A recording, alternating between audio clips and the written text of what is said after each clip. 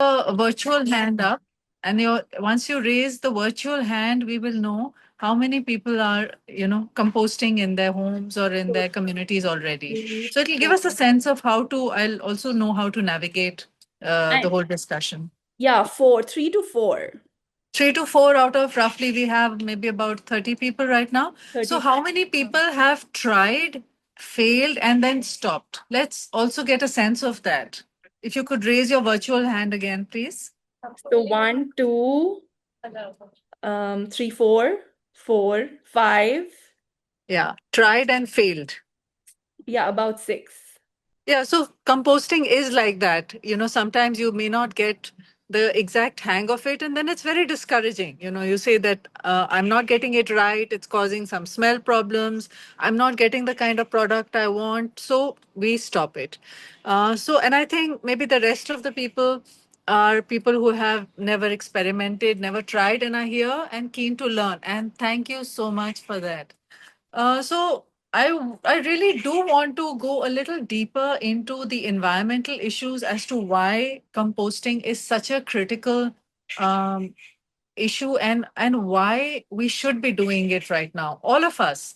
And like they say that it's the small things that build a nation. It's really the small things which can become big movements and which can really contribute to our nation building. So there was a time when independence happened, and all the people who were involved in the the struggle for independence and the whole that journey, they have memories that they helped shape the nation the way it is now.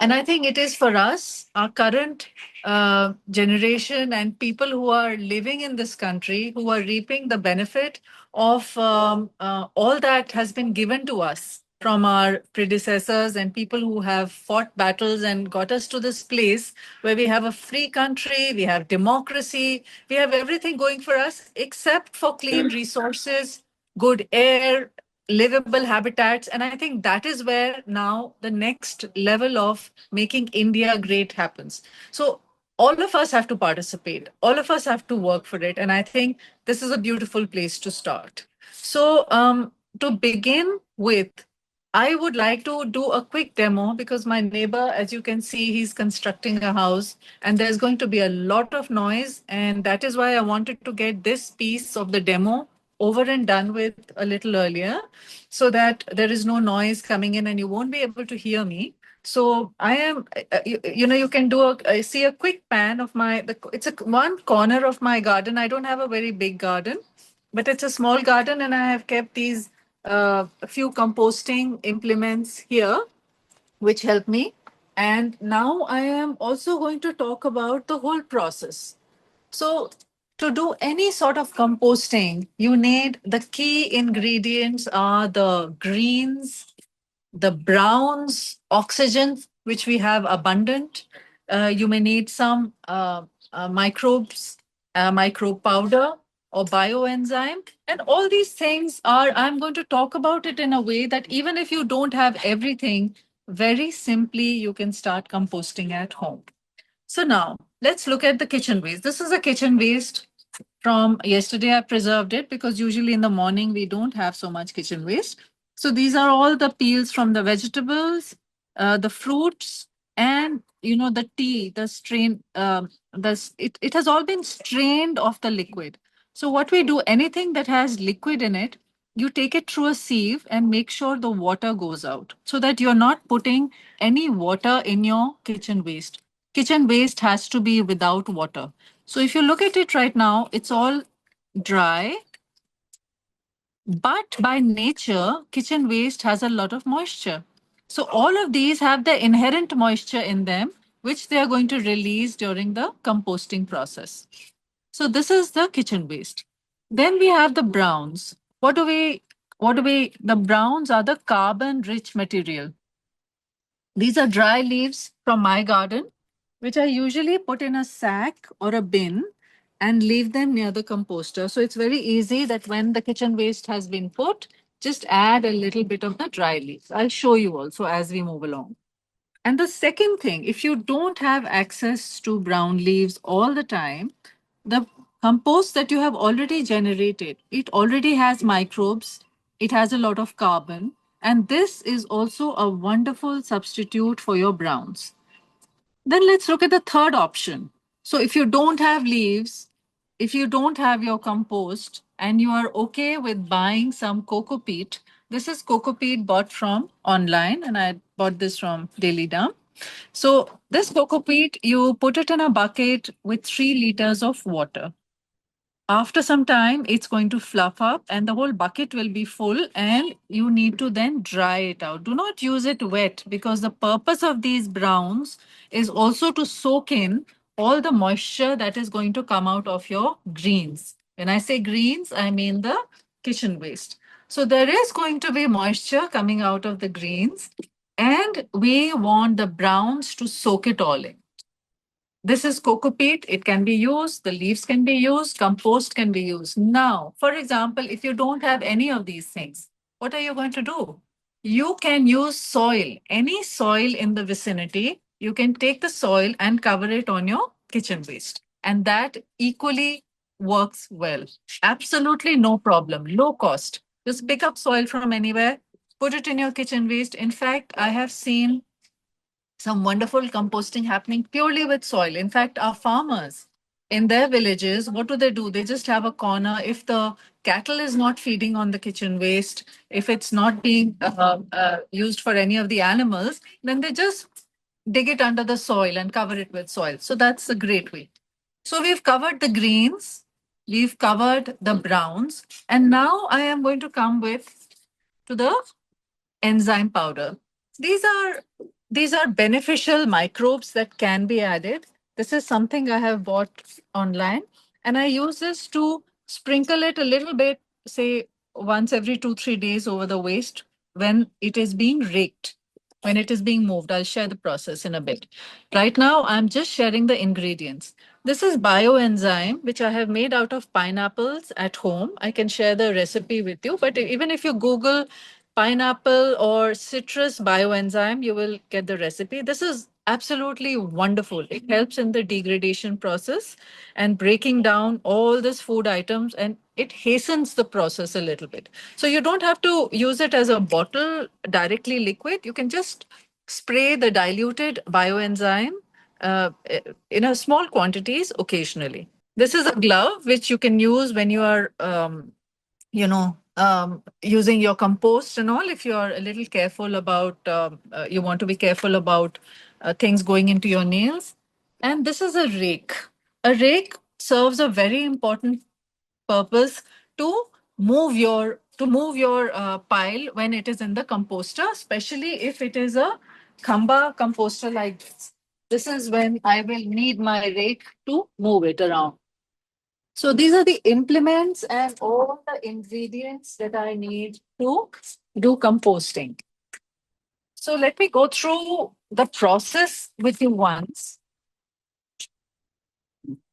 Now, I have quite a few types of composters, and I would like to show all of them to you because you may choose the one which works for you.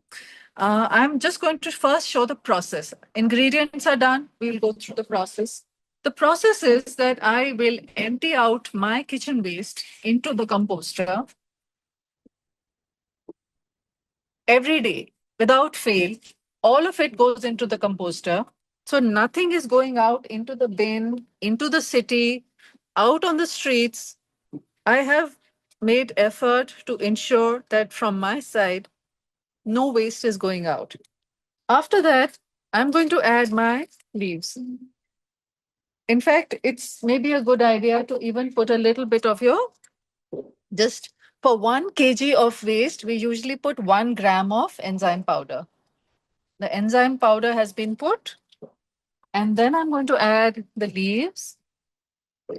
Leaves are voluminous, they don't have a lot of weight. So you need to make sure that there are enough number of leaves for your kitchen waste.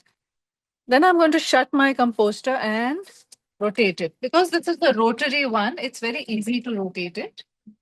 I can rotate it. Now, for example, if I was doing the same thing in a khamba, which is a terracotta composter, this one, if I were to add my kitchen waste and the leaves, every 3 or 4 days I should rake it. This is ready compost, so don't get confused.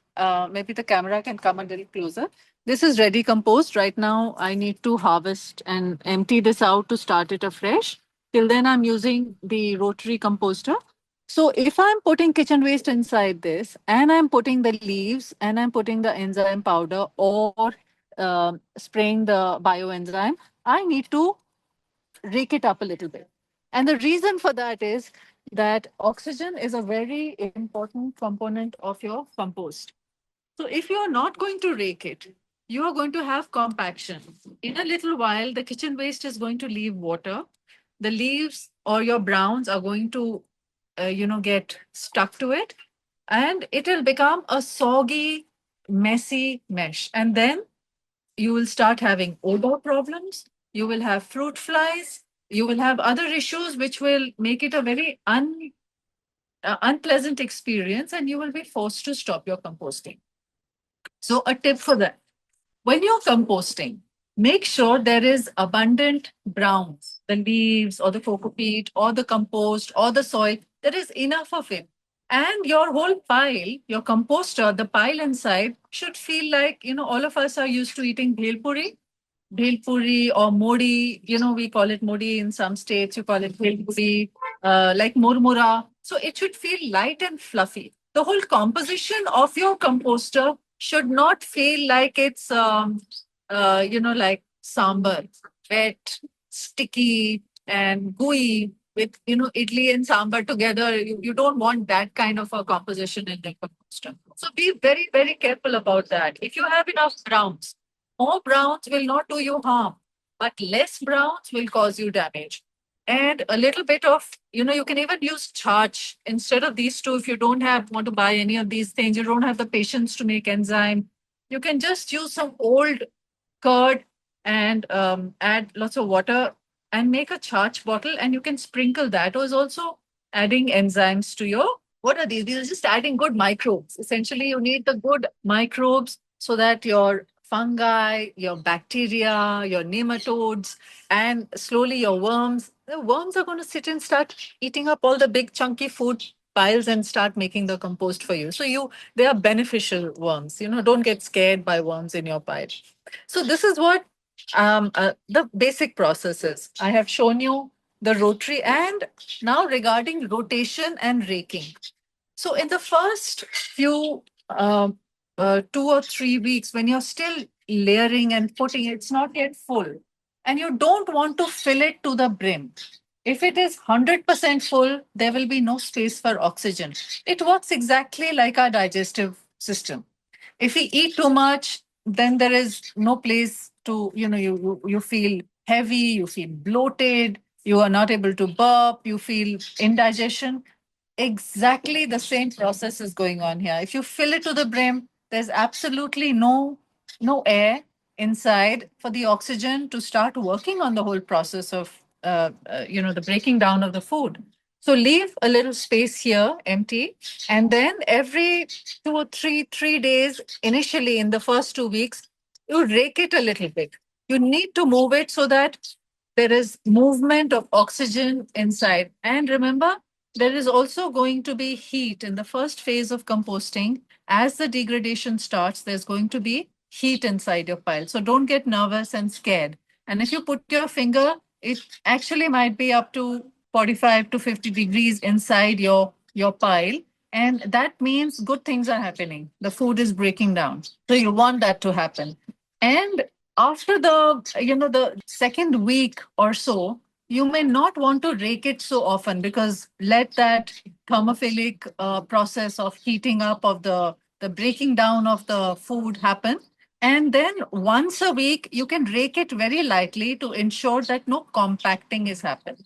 If your pile is looking happy the way it is, leave it. And you can just once a week or once in 10 days, rake it a little bit and keep it shut. And one more thing I do want to bring to your notice is that very often people, like for example, if you're using a Kamba composter, you may put all your food, and you may put the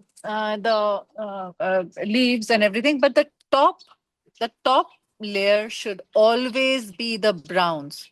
And I am sure you know the reason for that, because otherwise, you're going to have lizards, you're going to have a lot of mosquitoes, you're going to have fruit flies all coming and getting attracted by the smell and the look of it. So, before I shut it, I'm going to have a layer of browns, which is the leaves over the compost pile, or I can also cover it with a newspaper.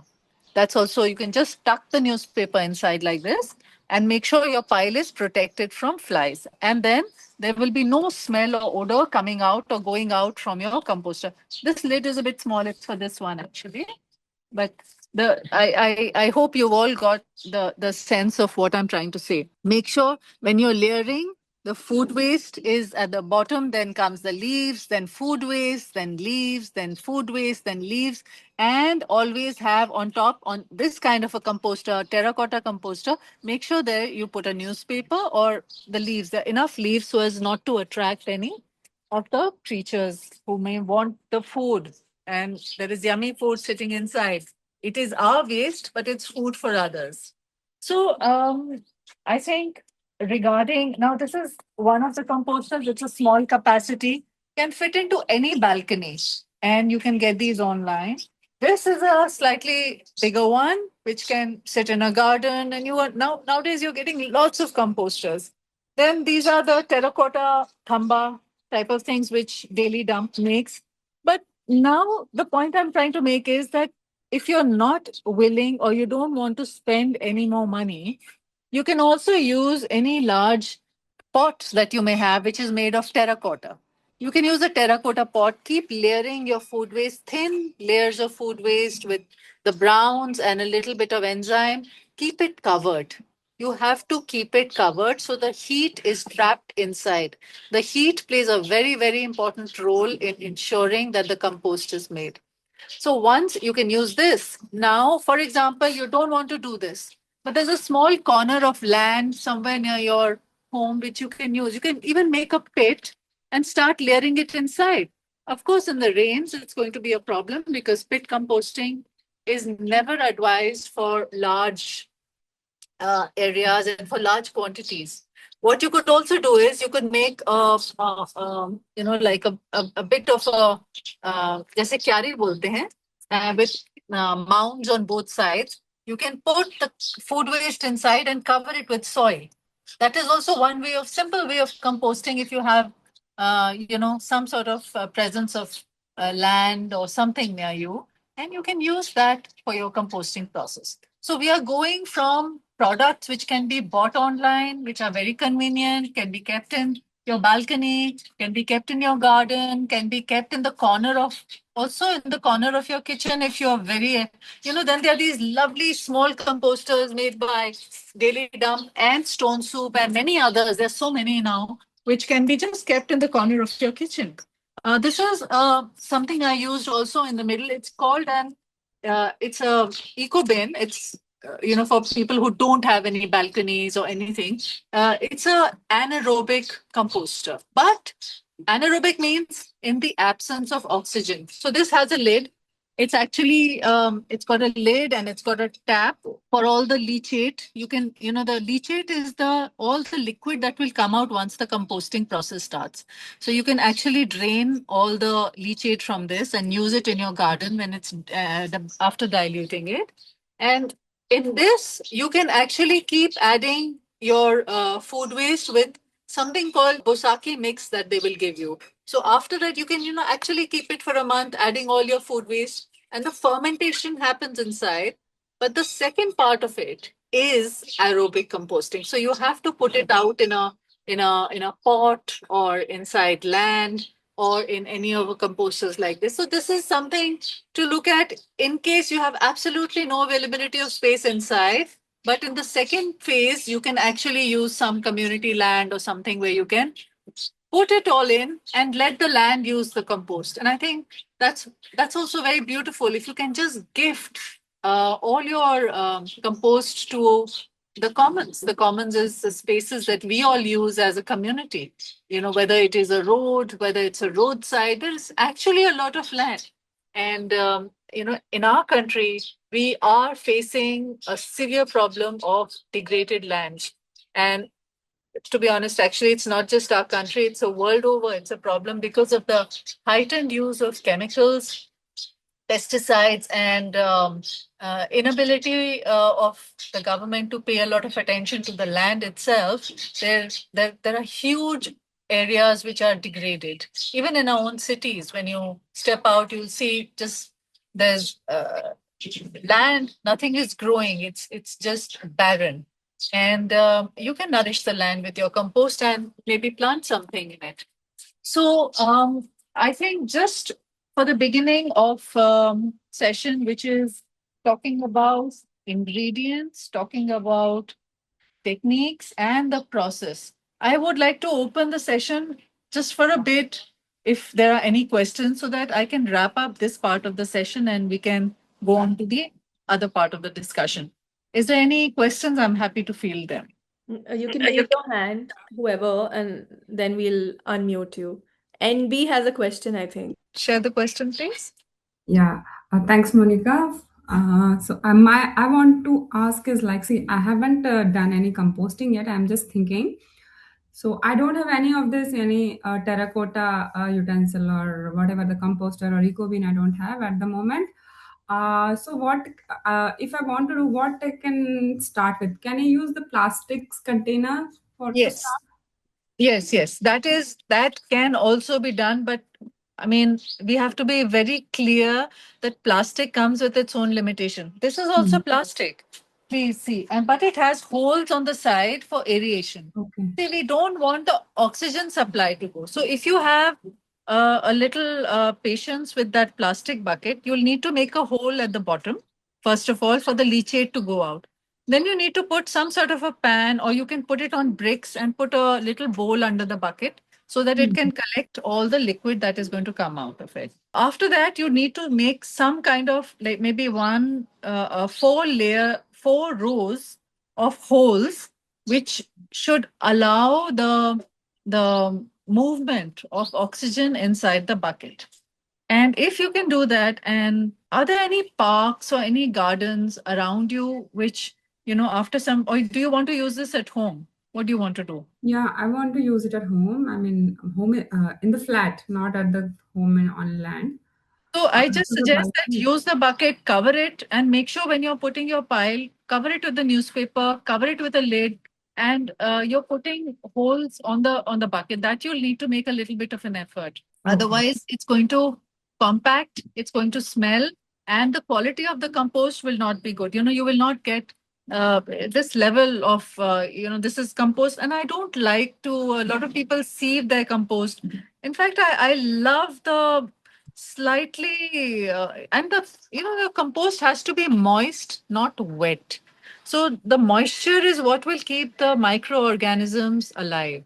And I like the texture that I get because it also helps to aerate the soil. And when your soil is aerated, it will take in all the water. Your soil will not dry quickly. So if you can work with uh, 2 or 3 buckets, so that when one is half full, you move to the next bucket and then move to the next bucket. And by that time, your first bucket should be done. I think that might be a good way to move. Otherwise, buckets usually have a danger of getting compacted very quickly. So you have to be very careful that more of the browns are added, Mhm. and you are raking it enough. You're doing enough raking. So Mhm. these two things, if you can take care of, you can even fill it uh, 80% and then leave for the composting to happen. So I really hope you do start your composting, even if it's with a bucket. Yeah, and how much time does it take to compost? Suppose if one batch I'm putting and I'm not So adding it, where are you from? Which part of the country? Pune. You're from Pune. So, Yeah. see, compost making, like any natural process, is very climate dependent. So, Mhm. if, for example, right now in our NCR Delhi area, the Mhm. composting, what would have usually taken um, proper full composting, uh, uh, maybe 6 to 7 weeks. This is going to take roughly 12 weeks because the whole, the heat is lost. Everything is cold. The liquid doesn't soak too well. So in Pune, when it's winter, it is going to take a little bit of time. But I would imagine the whole process, once you fill your bucket, you need to let it be for at least 6 weeks. That is, I mean, very often people say that, in 1 month, everything is done. But I think for the compost, for all the parameters to stabilize, you do need to leave it for that extra 2 weeks, and then you'll see that you're getting very good results. So you have to be patient because it's a natural process. Nature, when new shoots are coming out, and when we see in nature around us, it takes its own time. It has a rhythm, and when whatever comes out, whether it's a flower, bud, a fruit, a vegetable, it takes its time, but we get beautiful results. The moment we rush it and we try to pace it the way we live our lives is where we go wrong. Simple things like adding too much material.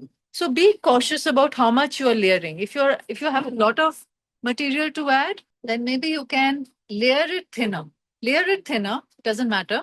But be patient. Be patient with what you're doing. Be observant. Observation plays a very, very important role. You can't start a compost pile and not look at it for 10 days, because if you're not going to look at it, it may even be drying up too much. Sometimes if there's too much organic material, browns, and it's very hot like summer, the compost piles can even dry up, and if they dry up, there's no moisture, there's going to be no microorganisms, there's going to be absolutely no microbial activity. So as much as we need to be careful about excess water, we also need to be very, very careful about less water.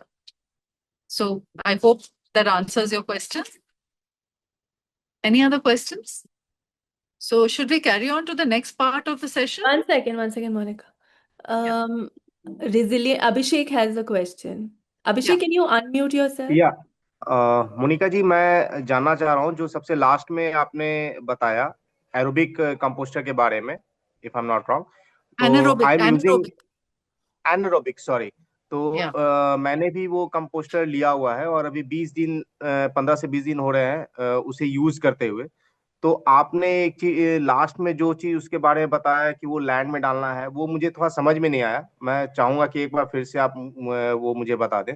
और एक bucket भी मैं use कर रहा हूँ community में, तो उसको रेकी करना होता है अभी आपने जैसा बताया। अगर बकेट में हम यूज कर रहे हैं तो क्या ये सेम प्रोसेस हमें वो एनारोबिक वाले कंपोस्टर में यूज करने होंगे? पहला तो मेरा ये सवाल है। दूसरा कि क्या हम लेफ्ट ओवर जो फूड होते हैं उसको हम इस्तेमाल कर सकते हैं या नहीं? ये दो चीज मैं जानना चाह रहा हूँ।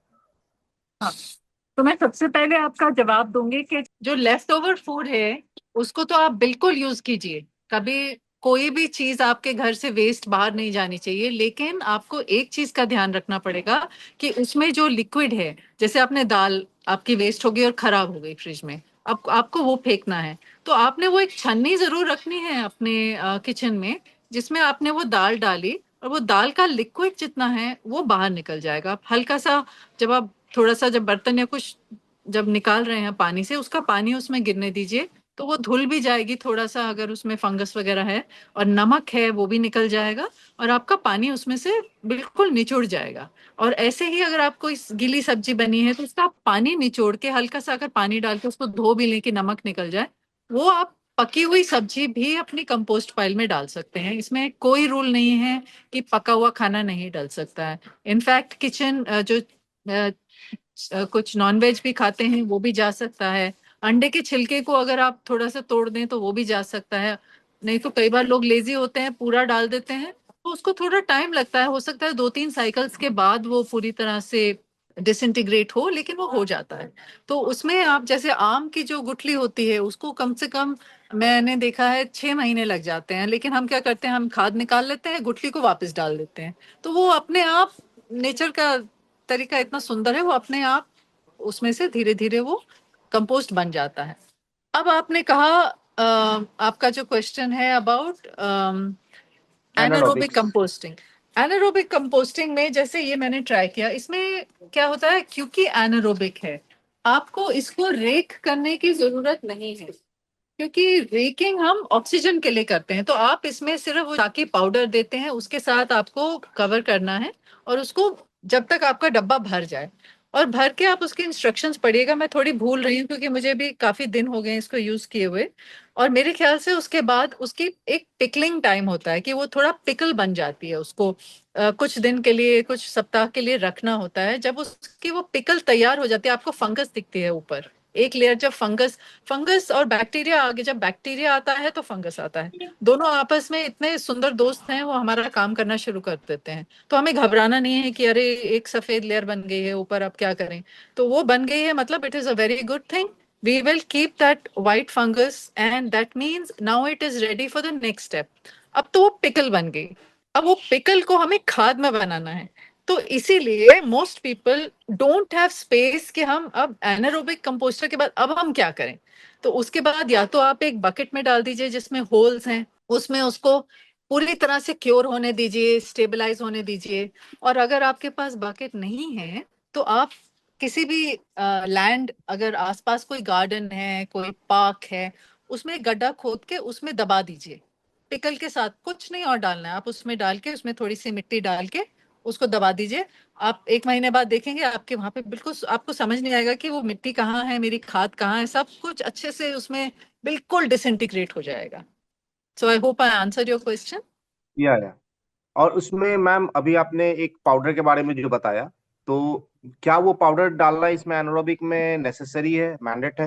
नहीं, शुरू में नहीं। अगर आपने दिया है तो वो तो आपको ऑलरेडी कुछ पाउडर देंगे, तो आपको वो यूज करना है। नहीं, वो हमें उसमें ऐसा ऐसा कोई पाउडर उसके साथ मिला नहीं है हमें, तो हम अपने इनसे कोकोपीट और ये सब उसमें ऐड कर रहे हैं। नहीं, फिर वो एनारोबिक नहीं होगा। अगर आप कोकोपीट डाल रहे हैं तो वो एनारोबिक नहीं हुआ, ओके। एनारोबिक नहीं होगा। ओके मैम, एनारोबिक होता है थैंक यू वेरी जिसमें मच मैम। बोसा की पाउडर होता है, वो अलग है, उसमें आपको कोकोपीट नहीं डलेगा, वो अपना एक एंजाइम्स वाला पाउडर देते हैं। तो वो बिल्कुल डिफरेंट टेक्निक है। और अगर हम बकेट में कर रहे हैं मैम, तो उसको हमें रेकी करना जरूरी है फॉर द ऑक्सीजन। बिल्कुल बिल्कुल बिल्कुल ब्रेकिंग करेंगे टाइम तो टाइम पे। कुछ कुछ दिन के दौरान, शुरू में 3 दिन के बाद चेक कर लीजिए, 4 दिन के बाद चेक कर लीजिए कि नीचे पानी तो नहीं बैठा है ज्यादा, कॉम्पैक्टिंग तो नहीं हो रही। कॉम्पैक्टिंग मतलब ऐसे चिपक चिपक के लेयर तो नहीं बन रही है, ऐसे जैसे मोटी सी तह बन जाती है, वो तह जी नहीं मैम। बननी चाहिए। हाँ, कॉम्पैक्टिंग से बचेंगे तो आपकी खाद बिल्कुल अच्छी बनेगी। तो उसमें होल्स देने तो नेसेसरी नहीं है ना मैम बकेट में? बकेट में मैंने या अभी हमें? एक्सप्लेन किया था ना उनको, अभी जी जो जी जी। आपसे पहले जिन्होंने पूछा। आप होल्स नहीं देंगे तो हवा नहीं जाएगी ना उसमें। Thank you very much ma'am, thank you for the answer. Thank you. There's another question hmm. by Boomerang. Can you ask your question, please? Hi, ma'am. I used a plastic bucket for composting. First time it actually came out really well. I had made holes on the sides, holes and the bottom.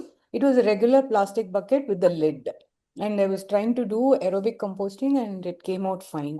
But after like second or third time, I started filling it more like I filled it like up to 80-90% of the bucket. So is it because of that I didn't get my compost properly? It became so wet and gooey. Is it? See, you've answered your own question that it became wet. So you, first time you were paying a lot of attention. You were curious. What am I doing? How is it going to turn out? Your new baby, you were really looking after it. By the time the baby got a little older, you got a little distracted. You got busy with your other things. You did not pay attention to your baby. So I think the most important thing to do is to keep paying attention to your compost pile. So you see, when you were not paying attention to the pile, Okay. what happened was that a lot of liquid was generated and it was sitting at the bottom of the your Okay. pile. Okay.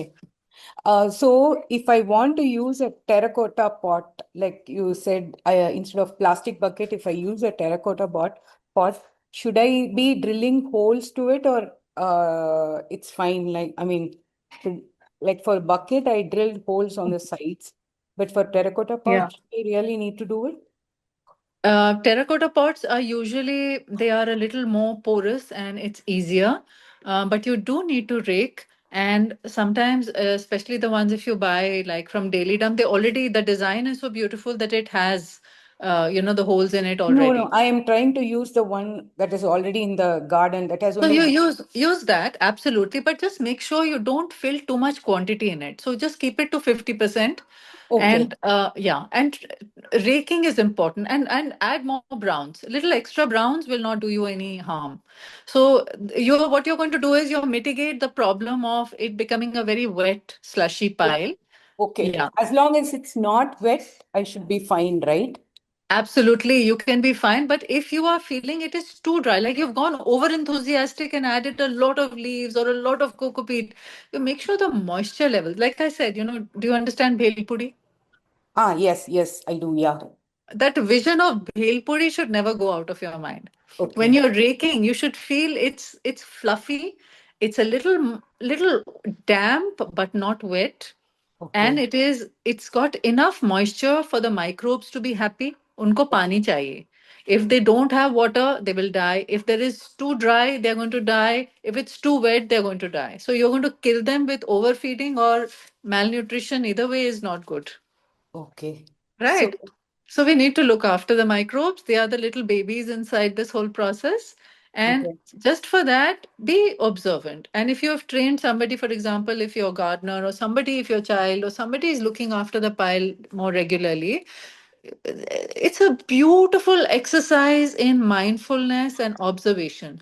Just like, you're looking after your child and you're constantly observing the child is looking dehydrated, the child is working too hard, is a little irritated. And all those signs you will see in your compost pile. Okay.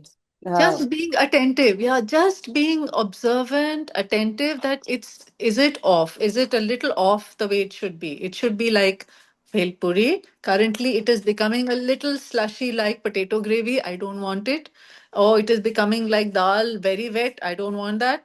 So at It's that time, I rake it, is it? I rake it and add browns to it. Is that Yes. The moment you see wetness, add more browns, um, rake it, okay? maybe leave the lid open a little bit for the moisture to evaporate. Okay. Yeah. And once I think, I mean, yeah, I fill the pot like probably like 60 or 70% Yeah. and leave it for it to become compost. What is the frequency I should rake the pot, or should I leave it undisturbed till it becomes a compost? See, when you're still filling your pot, you will rake it regularly, O- every 3 days or so. Okay. Once you've filled it for the first week, now don't touch it. Then Okay. once a week, rake it very lightly. It's Okay. not a vigorous exercise in turning the whole thing upside down. It Okay. is just to see that no compacting is happening. There is some oxygen going in. We don't want to lose the heat because that is the stage when all the heat is going to start. If you just put your finger in, you will feel a lot of heat in your pile. So Okay. you Yeah. don't want to lose that heat, because if you are going to, supposing you're sitting in a warm blanket, and the moment if you just open the blanket up, you're not going to feel warm anymore. So that whole cover of the food and leaves and everything has now, the whole chemistry has started changing. So the chemistry, a lot of action is happening quietly. Nobody's talking about it. They're all doing their drama inside. They're all doing their whole ladai jhagda, talking, partnership, friendship is happening inside the pile. You don't want to Mhm. disturb their relationship. Mhm. Gently rake it so that you can spot if there is a sign of danger. Mhm. If it is too wet, then take action, rake it gently and cover it. That's Okay. it. Yeah. Okay. Yeah. Thank you so much, ma'am. Thank you. Really You're helpful. welcome. Uh, Yeah.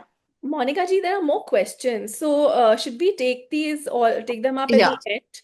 Okay, Yeah, please let's continue with I your there session. are some things I do want to talk about, and I think we will now, just because these were specifically to the process I've come in, there's just absolutely too much traffic noise outside, and I would like to there are a few things I really want to touch upon, which is individual action to begin with, and how our anger and unhappiness at what is happening around us, it means a lot to take individual or collective action.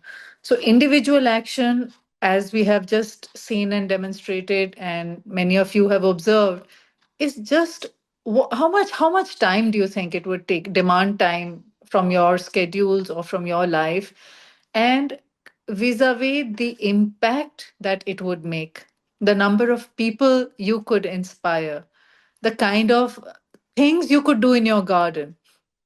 Do we even know where our food is coming from? The kind of soil our food is grown in? Do we have any idea? We don't, because we are living crazily rushed lives, spending all our hard-earned money on doctors, on therapies, on being unwell, on living in cities which are unlivable, because we have done it. Let's face the reality of the situation. We have contributed. The governments have failed us, no doubt, but then we are pretty much a part of the system. So, how long do we want to continue being a part of a failed system without saying that, hey, I did something? I am the one who stood up for myself, for my family, and did something small which is in my capacity. Organic food is by and large a very, very small fraction of agriculture that is happening in our country. And it is not a hugely growing segment. People find it expensive. People find it, they don't trust whether the my food which is coming from organic, is it truly organic or not. So when you don't want to pay a very higher price, not everybody can afford organic. When you don't trust the sources from it is coming from, what are you going to do? The least you can do is the small actions is just starting to, because the land, the size, when our farmers are working, they have they're I mean they are struggling. They're struggling to produce food for us at a price which is viable for them. You will never see, really, unlike it's a very rich estate, you will never see a fat farmer. I have always seen farmers who are thin, really thin, they look undernourished, and yet they're feeding the country. Input cost is very high for them. They buy pesticides, they buy chemicals, they have to tend to their lands. Their children are going away from agriculture, they're going to the cities. So, managing all this, and every time you put chemicals or pesticides or fertilizers on your land, you can imagine that, the soil molecules are like, supposing they are like molecules like this, and in between there are gaps between the molecules. Each time you put the chemicals take that space where ideally the water should be going. So the moment that chemicals have found space for themselves in between the molecules, the water is not going to penetrate the land. As a result of which, the land becomes more and more thirsty. It needs more and more water.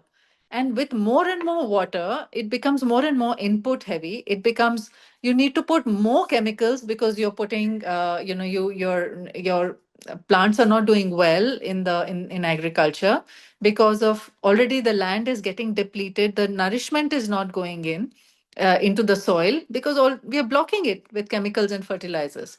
So over time, our food has also become as degraded as much as our soils have. And we are eating and ingesting this food. So we say food is life, but then what is it that we are eating? I really want you all to take this question back with you. Maybe do a little bit of reading and investigation where your food is coming from. Go visit your local farmer. See how he is living. See how he is producing. Maybe you can visit nearby farms and where your food is coming from in the mandi. Mandi, you sometimes can't even tell where the food is coming from. So we have no clue where our food is coming from. But we are assuming our food is not necessarily coming from a place which is being tended with a lot of love and fertilizer, which is natural, with a lot of non chemical growing. So we are all ingesting all of this inside our bodies. And this exercise is a great one to also connect your children to soil.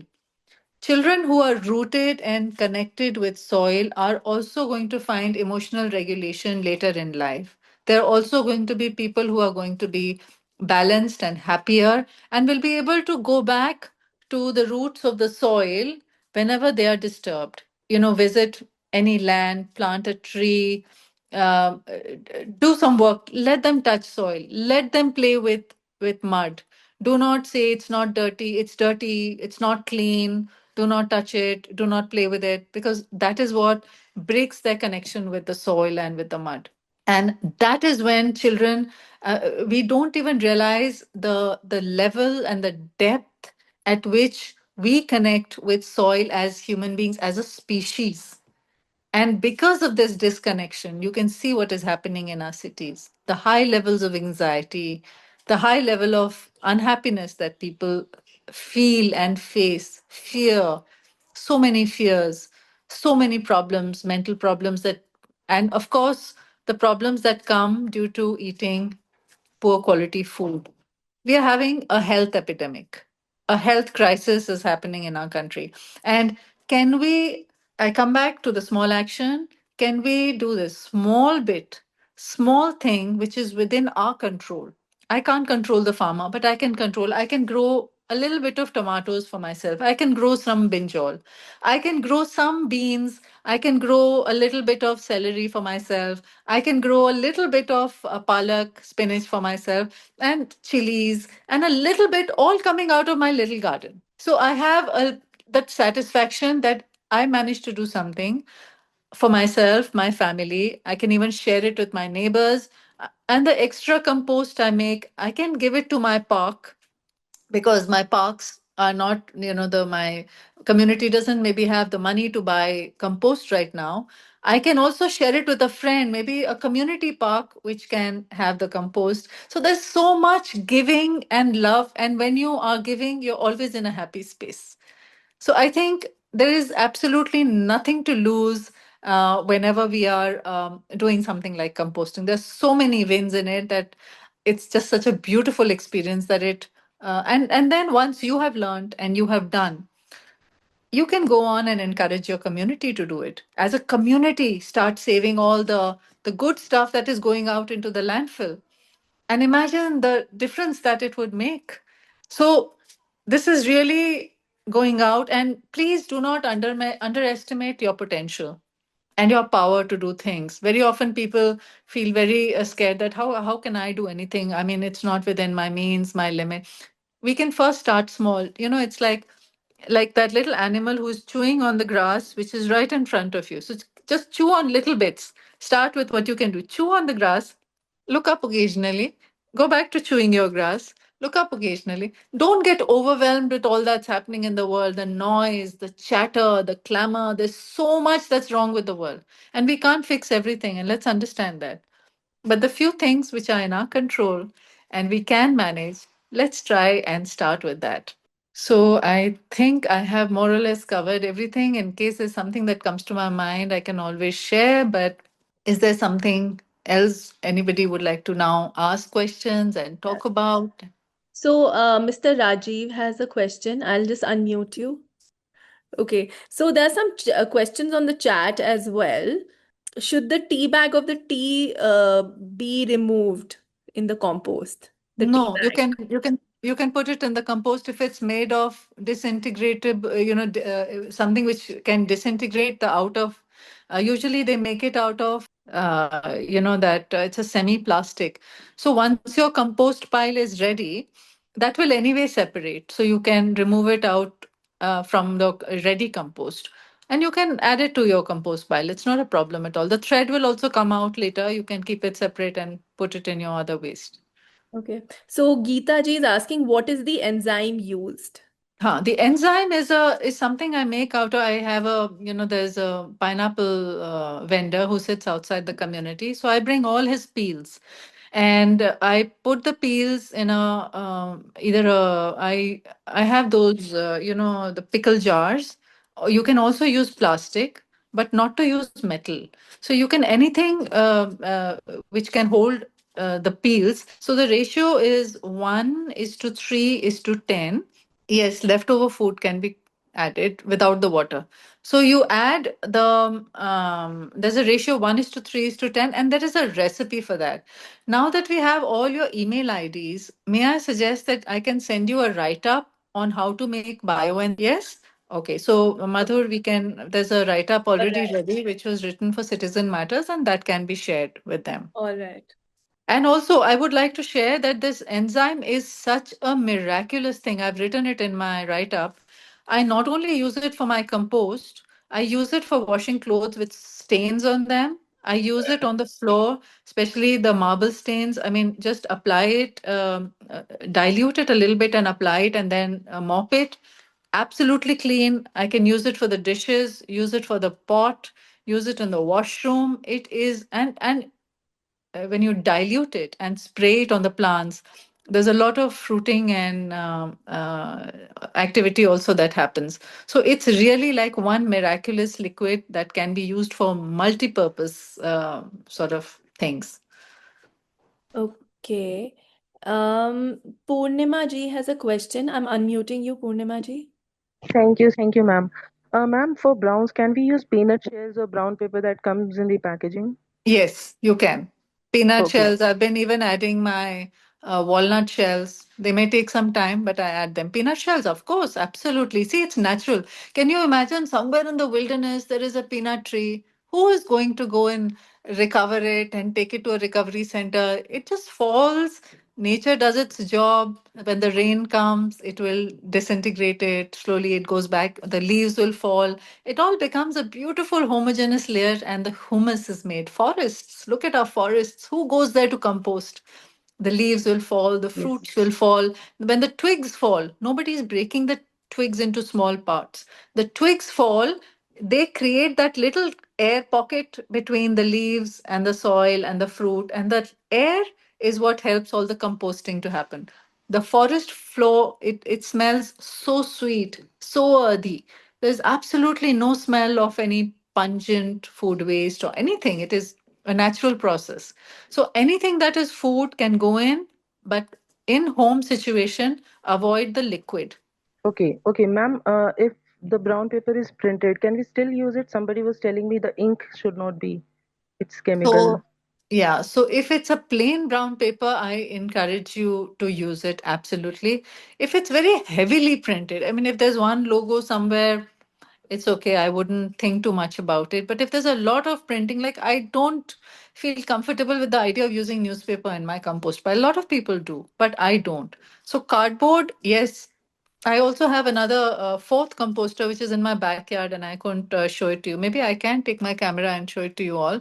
So that because it's metal, it gets really heated up. So I'm not able to use it in the winter. I use it in the summer. I use it in the winter, and in that I have experimented with also using some cardboard which gets destroyed. Like if it's a pizza box and it has no printing, I use the cardboard. Cardboard is made of paper. Paper is pulp made of wood. So it's ultimately nature going into that. And as long as they're not heavy duty inks on that, I feel comfortable using that. And ma'am, for the Khamba composter, Yes. uh, we do not need to do the lichet out. Not It's really. It dries it very beautifully. And you know the khamba actually that it has it's a tier system. One, two, three pots. So the topmost pot is what you're using. So even if there is leachate, the first pot has a wire mesh at the bottom. So even if there is some leachate, it will filter through to the second pile and go through to the third pile. So it's a very beautiful system that the leachate gets absorbed. Leachate is also nutrients. Many people use it to dilute it in water and water their plants with it. It's all the nutrients of the food waste that is going out. So you can use the leachate when it goes to the level 2 and level 3. It is being consumed. You don't need a tap or you don't need to take it out. It's a very well designed system. okay. And ma'am, can we add chapati or paratha in the compost bin? I don't see any problem. Cut it into, and yes, one thing I forgot to mention that any food waste that you're adding now, supposing it's a paratha, so don't throw the full paratha. You can, use a scissor to cut In it into small small pieces. parts. Yeah, even like cauliflower, the stub of the cauliflower. Don't put the whole thing in. See, microbes. You imagine their size. Imagine the size of the worm. It's not how many years it's going to take to chew that whole thing. So if you cut it into smaller pieces, it's much Right. easier for all of them to work on your material and do a faster job. It will happen, no doubt, if you put that big stub, but it's going to take months. So if you cut it into smaller pieces, it's going to happen faster. And then stale sweets and bamboo brushes can also be added to the compost bin. Bamboo brushes, to be honest, I have never tried. Now, all these, everything else, yes, you can add stale food. everything can be added. Be careful, add enough browns. And if you add some good enzymes, it'll be nice. Otherwise, if there's fungus on some food, it may take over. If there's some food with a lot of fungus, you may not want to directly put it in the compost pile. You can just find some land nearby, just rake a little hole and dig it into that. Nature will do its job. But if there, sometimes you don't want us to introduce a very specific some kind of fungus or bacteria which will take over. So as long as there's a little bit of fungus, bacteria in some food which is stale or leftover, I don't think the compost piles are so welcoming, and they are usually so forgiving that no matter what you add, as long as you're looking after the balance of the pile, I'm putting it very simply, nothing's going to happen. So Like, look at our sweet sweet, food. no Okay, problem. But don't overdose it with sugar. You can, right. if you keep No, adding sugar occasionally. to it, yeah, because then the outcome, the output you're going to get also needs to have a right pH balance. It needs to have the right acidate, so even they say like you can't put a whole bucket of lemon peels in it. You can introduce a little bit, just like our bodies. We need a little bit of sweet every day. We need a little bit of the savory. We need a little bit of the sour, bitter. We need all the flavors. So even your compost pile is pretty much like that. It needs everything and it can do with everything. You can add sweets to it if you've not been able to finish it. You might observe that there is a whole race of ants which have found their way into your compost pile, but don't let that worry you. You put something sweet there, and somebody who likes sweet is going to find its way there. So you just have to figure out how to ensure that there's enough of everything balanced so that the decomposition happens very quickly. So the Okay, sugars break down very quickly, the cellulose breaks down very quickly, and all that, once it happens, the sugar is going to disappear and it's going to make something else out of that. okay. And ma'am, if it's too dried, so you mentioned if it's wet, we can add more brown. If it's too dried, what to do? Can we Add more. spray Yes, bioenzyme? yes, spray bioenzyme. You can spray water. You Okay, add more peels. Ask your neighbor for her food waste and put it in. right. You can help your neighbor also compost. And one last question, ma'am. So the holes in the rotary compost bin, won't it attract the flies and if it's open? In the rotary ones, I have a fairly old model. It has the holes on the side. I have not seen any flies or anything being attracted to the holes because the holes are fairly small, they are very tiny holes. So I have not seen any flies being attracted to that. What I do see sometimes is if the balance goes off, then inside you will see maybe some mosquitoes and stuff, especially in the rainy season. So you have to be careful about it's all about the balance. It's like cooking. When you're cooking a meal, Right. that's it. Just ensure the recipe is correct. Once your recipe is correct, the compost won't go wrong. And ma'am, after filling the bin like to 80%, then we should start raking it, or even while filling it when it's on the way, like in the process of filling. Yes, yes, So in the should we process also. Yes, rake it every 4 days or so. You and can then rake cover it. it with the Because brown, then you will, as it gets higher and higher, it's going to become heavier also. So right? if you The just bottom rake part. it a little bit in the start, it will not, the fruit flies will come if you don't cover the top.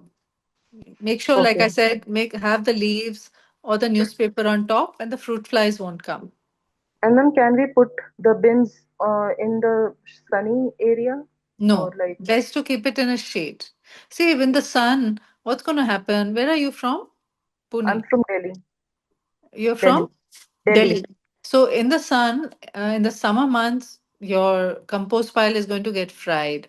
It's going to lose its moisture very, very quickly. And also the microorganisms are very delicate. Yes, They, ma'am. even they can, if they in lack of water, they can die. So shady area is a good place, and which also means you don't have access to rain. Rain is another danger. 2 months of rain and you keep getting, how are you going to go out if it's in a sunny area? Means you're going out. So make sure there's some sort of cover over your composter. Either you can put a sheet, a waterproof sheet or something on your composter so that it's not open to the elements. Ma'am, 1 to 2 hours of sun daily No, is fine. No. Not at all. 1 or 2 hours is too much. 10 Okay. minutes. 10 minutes. Okay, can we keep the bin indoors? Yeah, why not? You can absolutely keep it indoors. Keep it in a corner where nobody is using too often. Make sure the balance is correct. Cover it on top with a newspaper. Which one are you using? Terracotta or are you going to No, use? I'm yet to start, ma'am. I Okay. used to give it to the MCD guy, but now Oh, they are collecting. No, they used to collect it separately, dry and wet. But now they are like taking mixing all it. together, yes. Once I separated everything and they just mixed it inside their truck. So I suggest, see, the terracotta one is the only thing that you must have some help at home when you want to move the bin from one to the other, right? Okay, What's going to happen is it's a little heavy. If you don't have that kind of support for somebody, either a Mali or somebody at home who can help you move this, or you yourself can do it, then you go for something which is lighter, you know? rotary ones you would suggest. Rotary one you can suggest, and or a plastic one, which is standing. So because if you're doing it inside your house, then you may need something which is a layered one, something which goes one on top of the other, like three Yes, buckets, one on top of the other. You can try one of those. Okay. okay, And in fact, for those kind of inside the home, I suggest you use coco peat. okay. Hmm? Ma'am, I have like coco peat already in the like it's all scattered. So should I still soak it and use it? No, It no. If it's already, no, it's already scattered and there, just keep it in a bag. Otherwise, unless you have cats somewhere around, cats also like to pee in coco peat. So don't okay, expose it. Yeah, expose it outside for too long. If it's dry, bag it or box it and keep it near your compost pile. okay, okay, fine, ma'am. Thank you so much, ma'am. Yeah, welcome. Mr. Rajiv, would you like to ask your question? I'm unmuting you. For the last month, years, I've been doing this composting once in Delhi. It's a quick one because I've been doing it. I could not have my hand that time. I've done all your composting. One is that vermi composting, this pot wala, khamba wala, and even now in Goa we are doing the same at our kitchen. Love- I would say since 2019 till date, or even earlier than 2016, 17 I started. Until date, I may have just given maximum 10 kilos to these municipal corporation guys, as in I would say in the last so many years. But everything got converted. Beautiful compost, no smell, no fleas, nothing. So I must congratulate all of you that at least start it. Do it right now. You have to take a start. It takes hardly 5 minutes or 10 minutes. Only the wrappers we are giving to these people. Otherwise, everything, even in the hills, Himachal, where we're staying, we had that verming compost, made holes in the buckets, bottom, and said all on the periphery. 8 or 9 buckets we kept, and we kept on changing them. All my old paint buckets were consumed there. And even for this khamba technique, we have been using it. I can put a video also. We are now, even now we are saving it and recycling it. And Oh, that. neighbors This have is, given. this This is is all I just wonderful. wanted to share. That I could, Wonderful, wonderful, and Rajivji. I think congratulations to you for being such a, thank I you. think, engaged citizen, and you've done so much. And I And I am really retired. hope, Both myself, my wife, and myself both are retired. So uh, this is one part we are spending our time, hardly 10 minutes. yeah, Whatever absolutely. kitchen garden we have, Mm. the palm tree leaves and the other ones, those small pluckings which we make, all the dry leaves we just put it in the kamba as a layering. And when there are newspapers, we put some newspapers. All packing material which comes in the form of papers, unlike cardboard, we can using that. Wonderful. I And think this is beautiful. even the Now, that also reminds me that is anybody interested in looking at a leaf composter? Then I can go out again and show that. I have done leaf composting also, because in our cottage in Himachal, whatever leaves were there, there were pine needles, majority of Yeah, them. they So take pine time. needles along with the other leaves, we have stacked it and made a pit, put in the pit, and then left it covered over that. So That's anyway, your wonderful. techniques and methods will be highly appreciable. I'm driving also, and I'm just going back. So I will just cut my long thing short. And on the group, if you add me on your group, on the WhatsApp group, it will be I'll be highly obliged. Are you in the WhatsApp group for people and parents? Maybe, No, no, Rajiv. not as yet. Okay, Rajiv No, ji, I'm you not. have I'm the not. email ID. Maybe you can send your video and send your number again to Madhur, and she will also add I'll do you. that. I'll do that. Yeah. And thank you for I'll your do that. sharing. It's so heartening to see that. Thank you so No, much. I was unable to hear. I was unable to talk, but on hearing every. These are my questions in the beginning, but I can guide others also. Thank you. Thank you so much. I'm very Next. thankful for giving opportunity. Okay. Okay, your I, voice is going again. Maybe I'll be offline for some time. Okay. Madhur, you want to go to the next question while I also yeah. go out and I can show the leaf composter? All right. Just one second. So I'll put the WhatsApp group chat invite on the group on the chat of this of on the Zoom chat, and then whoever wants to join can join it. Sangeeta ji, you can ask your questions. I wanted to tell that even I have been doing composting for the last many, many years now, nearly 18, 20 years. And whatever rest is left, so nothing, no kitchen waste goes out. And the rest of the thing also we are giving to an NGO to recycle. So hardly Okay. any waste goes out of my house. That's But there was lovely. one problem which I wanted to ask. Yeah. Worms, there are worms at some period of time, couple of months, you get those big black worms and they crawl out and they're all over the balcony. So how to avoid that, and the number of fruit flies that are there in the bin?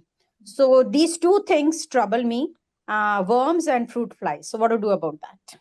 Okay. So I am just showing my leaf composter in the meanwhile. I'll answer Mhm. your question, ma'am.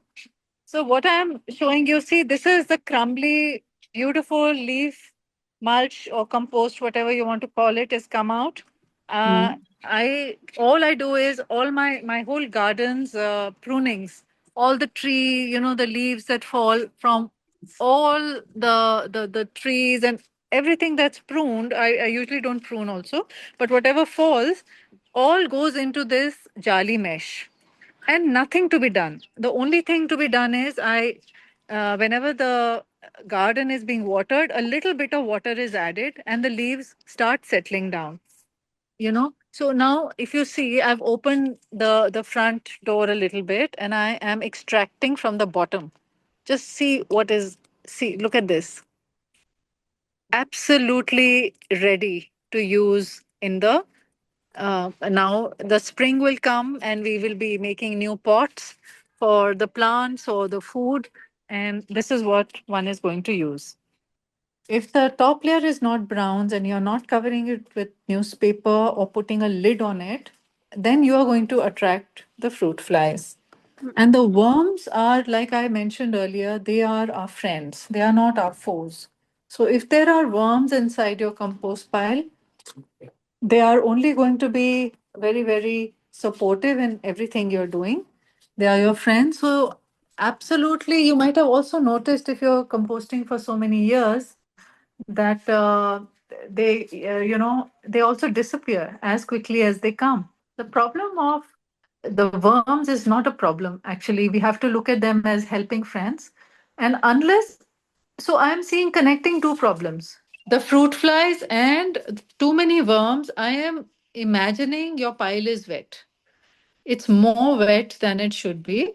You need to maybe, instead of, if you're just using leaves, you could experiment with adding some coco peat or some sawdust if you can find, or just adding more soil.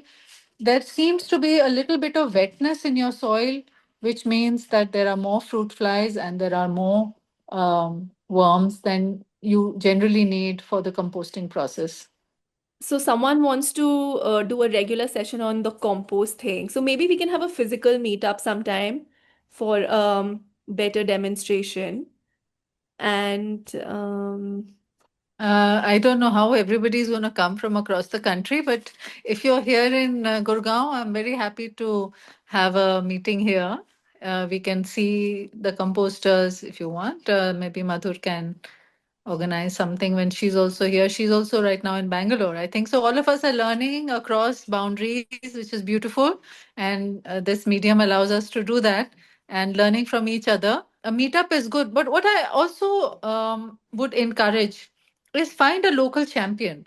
So if you're, say, somewhere in another city or in Indore or Pune or something, you can please look up some local champion. We also have a Facebook group called NCR Waste Matters, and there are a lot of people from across the country. We have a Facebook group. If you want to look for other people in your city, that's a good place because it has people from across the country. So you can look up in that FP group and ask for friends who are working in Pune or wherever you are from and go meet them and make your own little circle and you become the champion so who can inspire many more people. And that's what we want, we want many more champions doing the same thing, encouraging people around them, so you have a local ecosystem.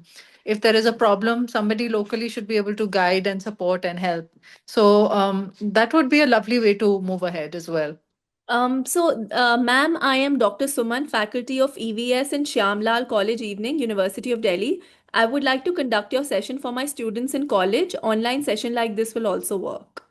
I'm happy to do so. Please, you can write to Madhur. You have the email ID of people and parents, and we can organize a session. Okay, what about the worms that come out of the bin into the balcony? Put them back. They just want to go to their food. They lost their way. Our children lose our way. Don't. What do? We gently say, go back on track. So you need to put the worms right back where they belong. Please don't kill them.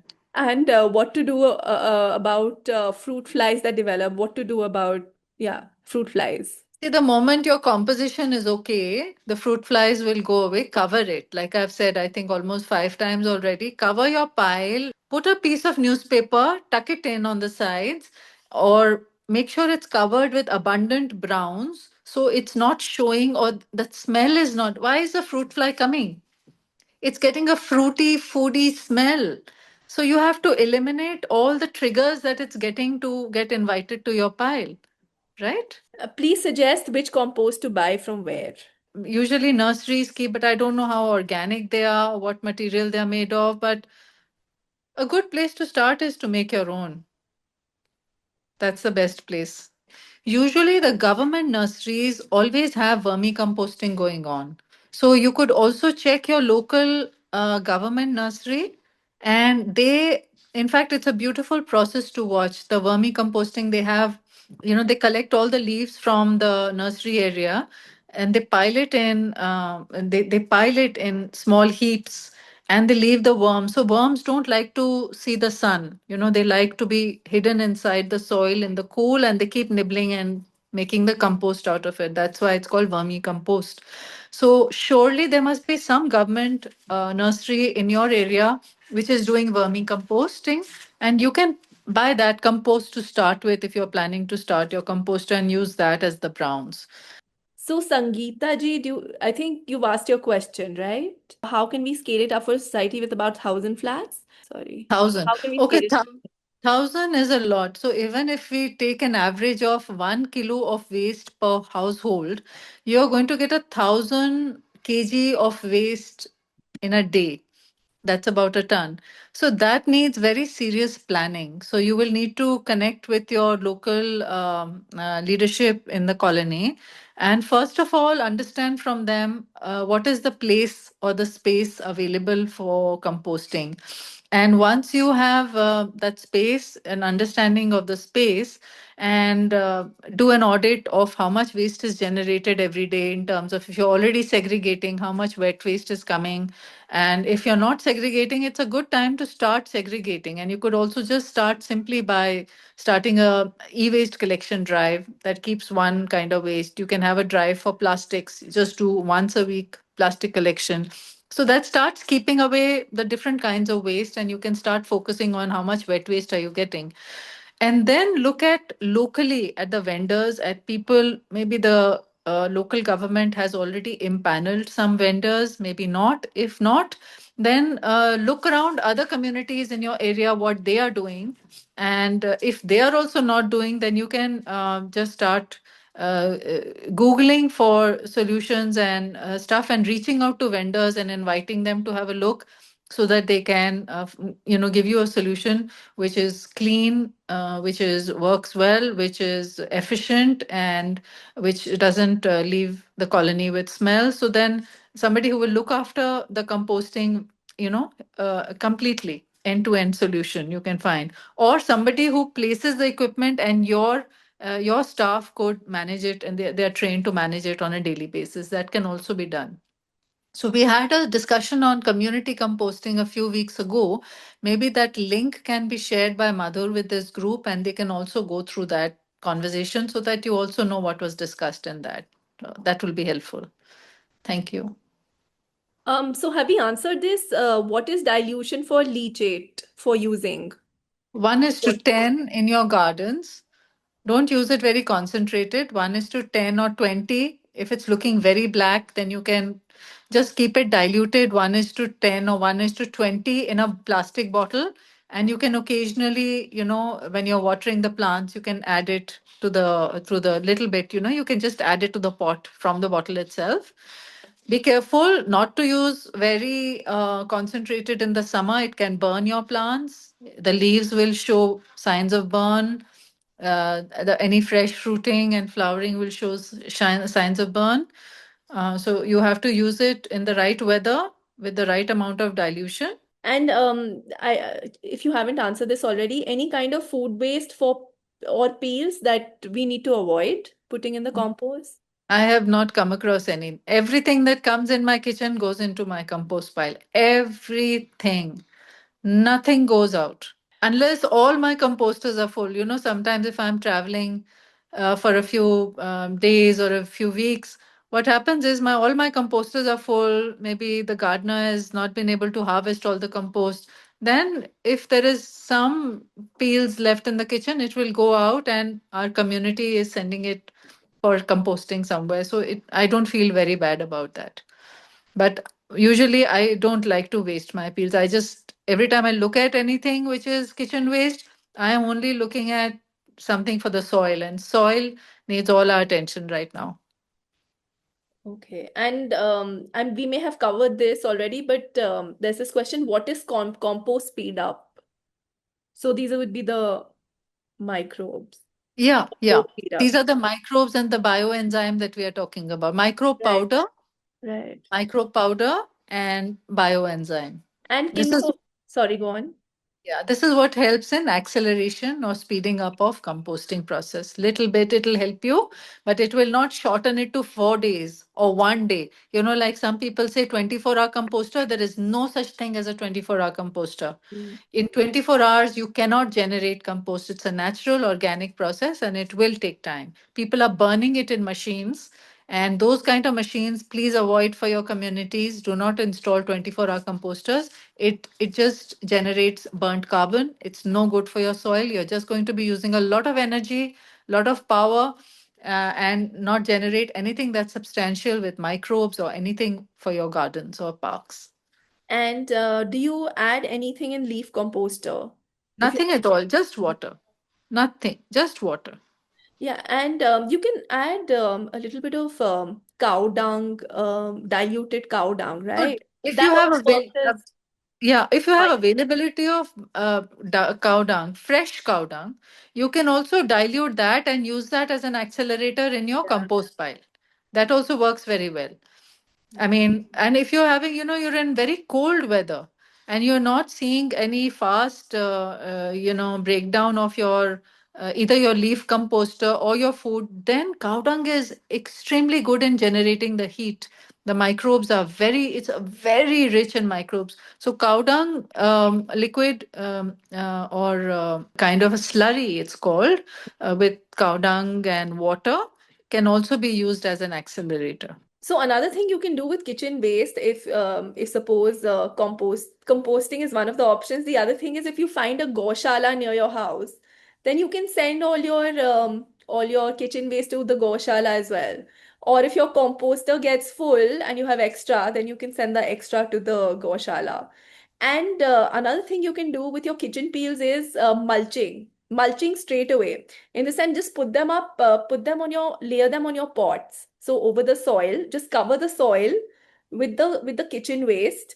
But the two issues you may face by directly just placing the kitchen waste there is number one, insects, and secondly, monkeys. A lot of monkeys may come. So you can layer that kitchen waste with a layer of leaves to hide it. But monkeys have a way of finding these peels out anyway. So I've tried this. And I learned about this through Padma Shri Subhash Palekar ji. And I had such beautiful results on this. So I had this small green thing growing because I'd put peels. I'd put some mango peels, a lot of my fruit waste. So I had this green round thing growing, and I was wondering what is it? What is it? And it turned out to be a watermelon when I chopped it, a small little watermelon. So that's these are other two ways that you can put your kitchen waste to. And putting any kitchen waste in your garden will just surprise you, whether you mulch it directly in your garden or even if you compost it. For example, when I've used compost in my pots, after a few months I've realized there's a chili plant growing, or there's a anar plant growing. So if you just let it be, it will actually give you the fruits. And even inside the compost, I've had mango seeds sprouting. So there's a little sapling that will come out. So this process will just surprise you. It will be quite fascinating, and the kids will love it. And if you want your kids to have a scientific bent of mind, it's great to introduce this to them. I learned it in my early 30s. So and I feel had I learned it in my school days or younger days, I would have possibly, had a more scientific bent of mind. Yeah. Yeah, thank you for those points, Madhur. Only I would maybe suggest that if you are layering it in your pots, keep a fair distance from your root. The root, Hmm. which is very close to the stem, the root hair are so delicate and so fragile. Like, you say, like they say, na, in summer you don't move a root, and in winter, because they're so fragile, they don't recover. And food waste, when it's disintegrating, like we've discussed, can generate heat. So Hmm. you want to ensure that there is enough soil which will not disturb the root hair directly. So, especially maybe through water, the nutrients can go, but the heat should not disturb the root hair and the root follicles. So just the distance you have to be very mindful of. And if you've got a large pot and you're doing it on the rim of the large pot, that should be fine. Or along the carries of your kitchen garden or whatever, and just layering it in soil. Great idea. So so many things to be tried and experimented with. And unless you make mistakes, you won't learn. So the idea is to just go on, do it, maybe make a few mistakes, and then learn from that. There's another question. Dried cow dung, can that be used in compost for microbes? Dried cow dung. Dried dried cow dung, I think it can be used. There is absolutely no reason why it should not be, because it's manure. It's like you can use your own compost. You can also use dried cow dung. Uh, and it would also enhance the nutrient value of your composter. But you may just need to check whether it is absorb. You'll have to break it down nicely so that it can absorb all the moisture inside your pile. It shouldn't be sitting in blocks and not being able to absorb. And it'll also become a double expense. See, because things like brown leaves is something we are getting as a resource in nature, and we want to put it to use. Otherwise, somebody will burn it, somebody will throw it away on the road. And it's a resource that you don't want to lose it. And cow dung is a resource which we are able to use. It's generally doesn't go waste. So you want to make sure that you're also becoming very resource efficient. You're not spending money on cow dung and then putting a lot of effort on your composter. So you want to minimize your cost, but if you have it available, it's a great idea. Use it. Okay. So are we done? Are we good to Yep, go I now? think so. Yeah. Anyone has any other question, or can we close the meeting today? All right, I think that's fine. So thank you everybody for Thank attending. Yeah, thank you, Madhur. Monica ma'am. Thank Thank you. It was my pleasure. Anything to do with composting, soil, nature, it is just so, it gives you so much more energy that I don't know why people don't spend those 10 minutes in the day to just get that extra energy and boost. So I wish you a great energetic day with lots of ideas going in your head and all the things that you can do. And I hope you can go ahead and do them. And please, please, don't give up on doing the small things that can impact the big picture, because it's the small things that matter. So all the best to you all. Big thanks to Madhur for organizing this. And it was lovely being with all of you. Thank you, Monica ji. Okay, bye everyone. Thank you.